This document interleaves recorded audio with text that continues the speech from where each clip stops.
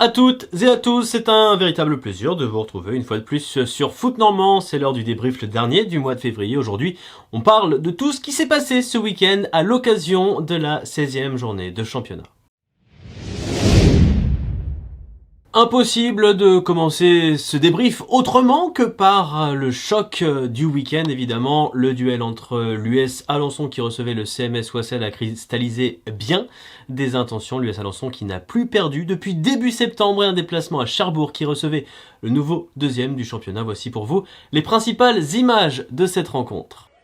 Le CMS Wassel ne gardera sans doute pas de bons souvenirs de ses affrontements avec Alençon cette saison. Samedi, les choses ont mal commencé avec l'exclusion dès la 10e minute de Richard Mendy, coupable d'une faute en position de dernier défenseur selon l'arbitre. Qu'à cela ne tienne, les hommes de Romain Joubry ont tenu bon et ce sont même eux qui s'en viennent ouvrir la marque. Bien servi, Steve Mendy réussit un enchaînement de hautes volées pour se défaire de ses adversaires et battre Romain en quinquant de près pour le 1-0 à la 35e minute. Au retour des vestiaires, la situation d'Alençon ne va pas pour s'améliorer avec l'exclusion de Lionel Radas suite à son deuxième carton jaune récolté. Les Ornais ne sont pas loin de chuter pour la première fois depuis plus de 5 mois lorsqu'un pénalty est sifflé en leur faveur à l'aube du temps additionnel. Malgré les contestations océliennes, Hakim El Hamdaoui s'élance et trompe Axel Temperton sur sa droite. Dans une fin de match électrique, plus rien ne sera alors marqué. Les hommes de Vincent Legnaud arrachent un précieux point. Ceux de Romain Joubry en abandonnent finalement deux.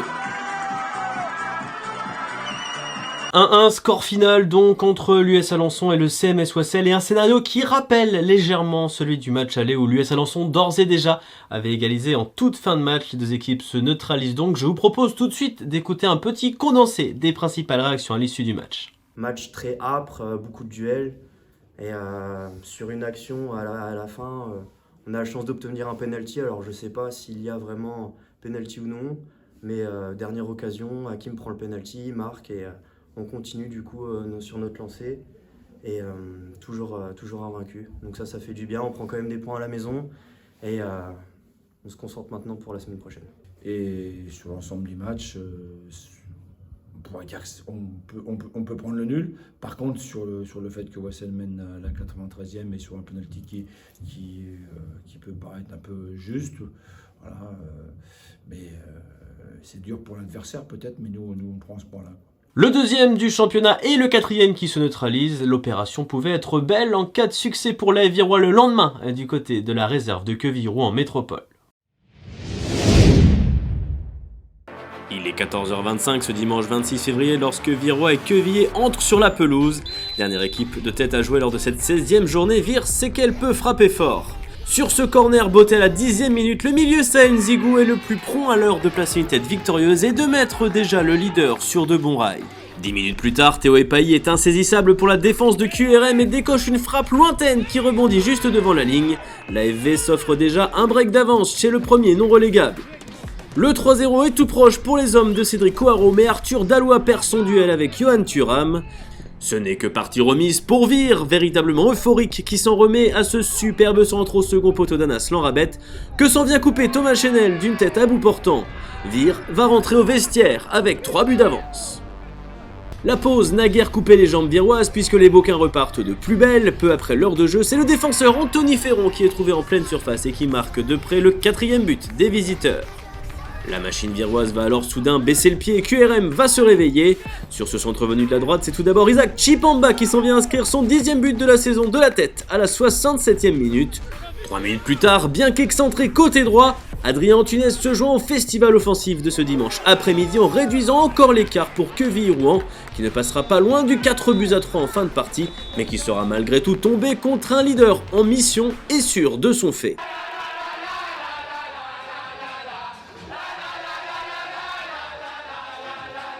Et malgré une fin de match moins aboutie, c'est une nouvelle victoire pour l'AF Virois qui est incontestablement à nouveau le grand gagnant de ce week-end de championnat. Je vous propose tout de suite d'écouter les principales réactions du côté du leader qui possède désormais 9 points d'avance sur ses deux poursuivants. On enchaîne, hein, c'est bien, c'est une bonne opération.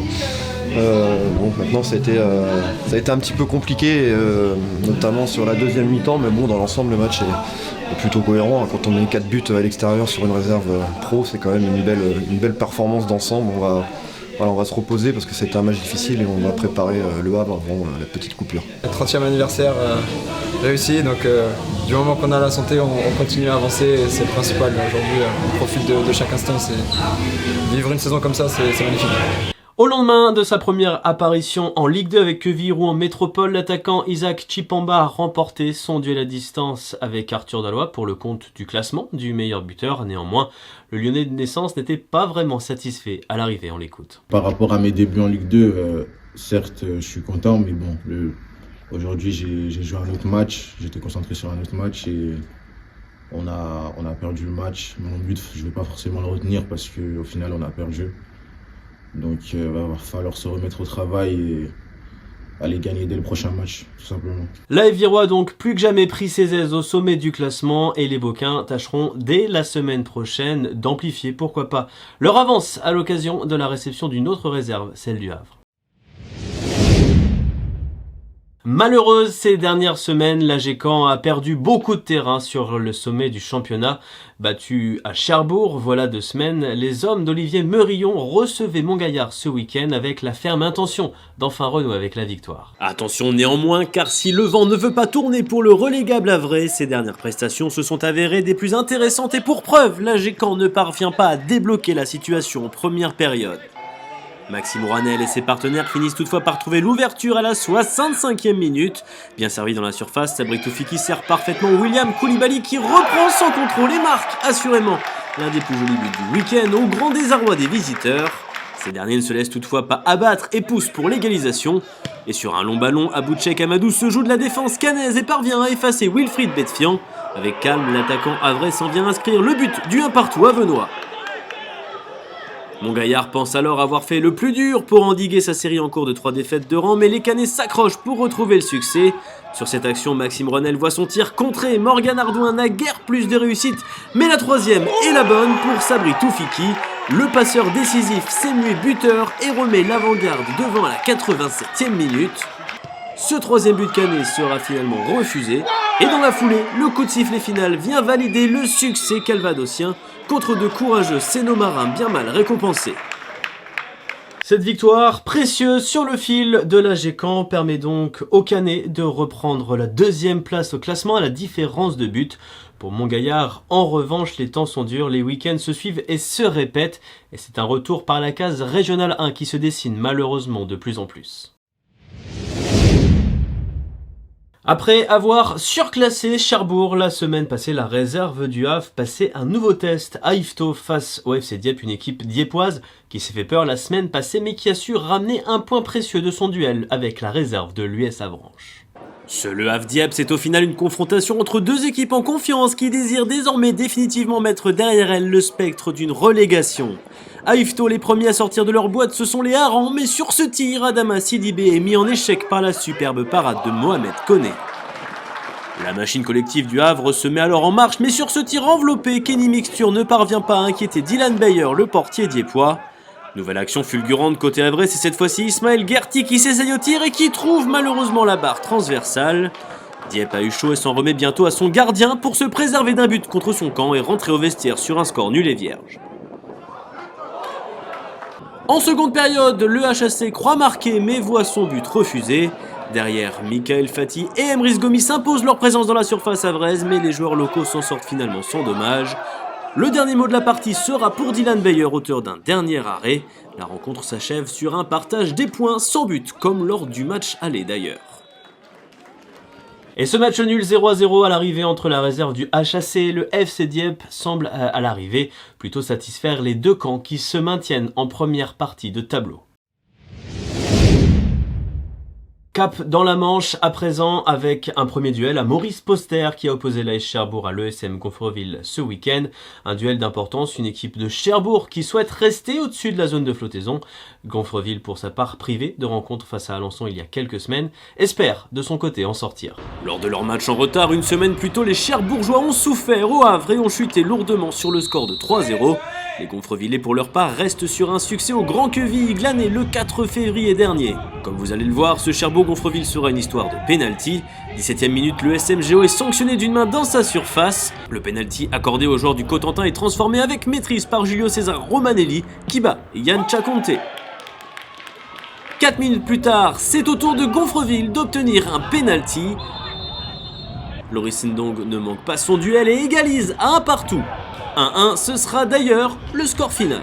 Un but partout à l'arrivée, l'AS Cherbourg qui ne parvient pas à réussir la passe de 2 après son succès face à l'AG Caen, c'était il y a 2 semaines. Je vous propose, sans plus attendre, de découvrir les principales réactions du côté des joueurs du Cotentin, à commencer par celle de Florian Dubois et du manager général Vincent Hébert. On a réussi à tenir le ballon, après faut qu'on arrive à se trouver plus devant, qu'on arrive à combiner.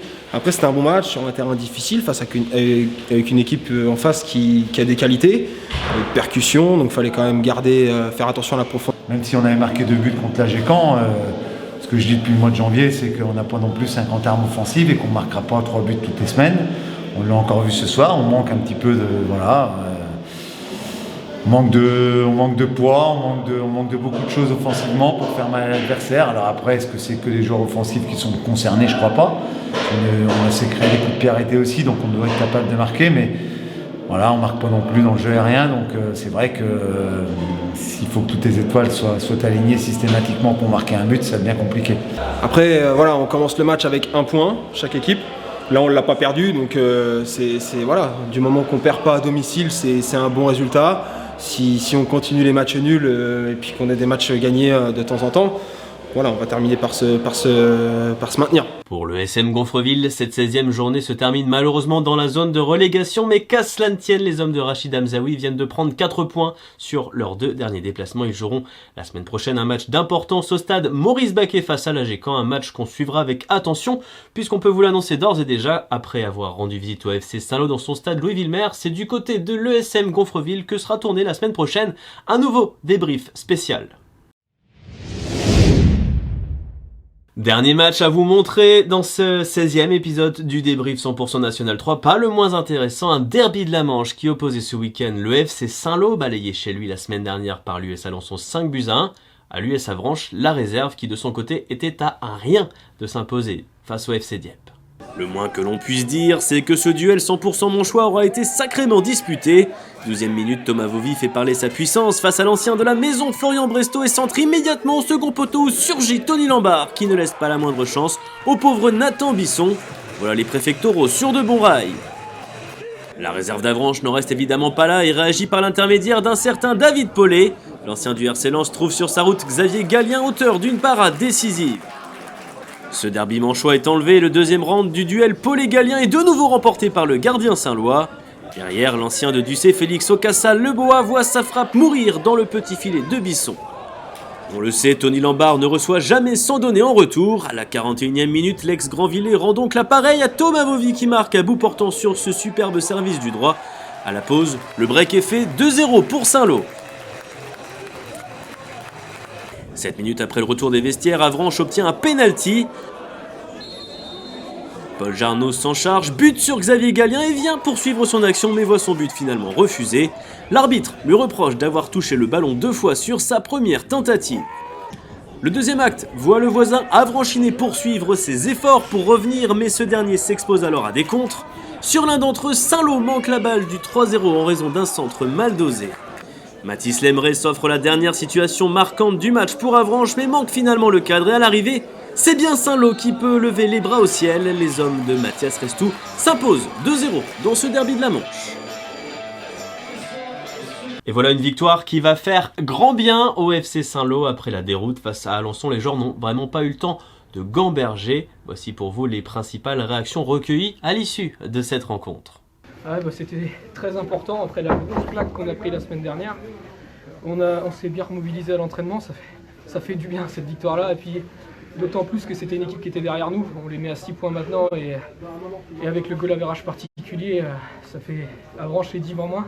Donc c'était des matchs à 4 points et c'était important de les gagner.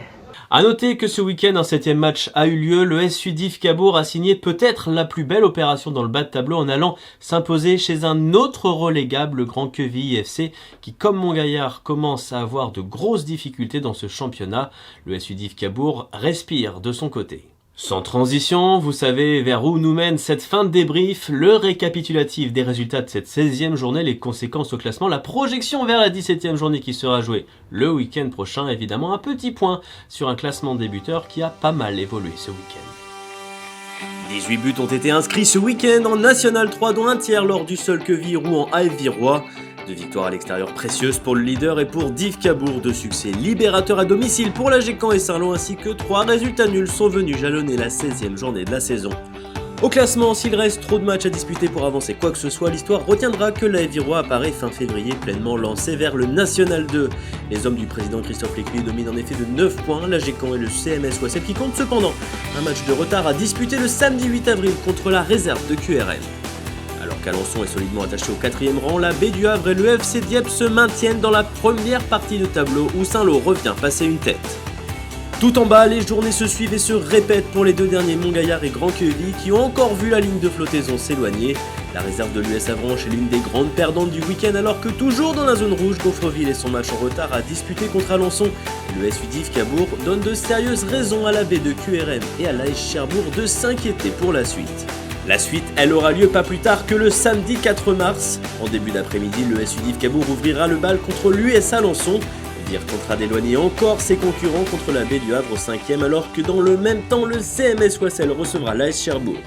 Alors que Dieppe accueillera Saint-Lô pour un duel entre 2 équipes du top 7, la réserve quevillaise abattra une carte importante à Montgaillard. Enfin, le duel de la peur à ne surtout pas perdre verra opposer la Baie d'Avranches et le Grand Quevilly FC dans la Manche. De son côté, Normand aura donc rendez-vous au stade Maurice Baquet pour sa spéciale ESM Gonfreville à l'occasion de la réception de l'AG Caen par le promu.